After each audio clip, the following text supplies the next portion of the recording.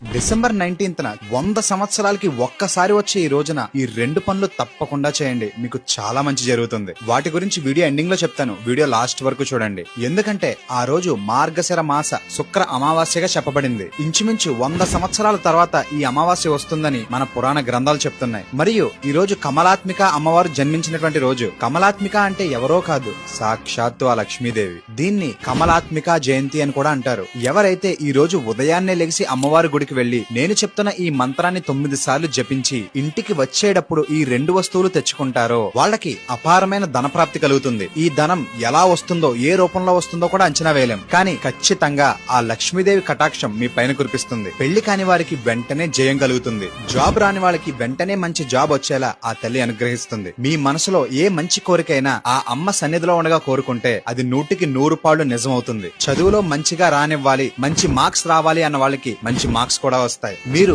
ఏ మంత్రం చదువుకోవాలి అండ్ మీరు ఆ రోజు ఇంటికి వచ్చేటప్పుడు ఏం తెచ్చుకోవాలి అన్నది మీకు డైరెక్ట్ గా డిఎం చేస్తాను. నన్ను ఫాలో చేసి జై భవానీ అని కమెంట్ చేయండి.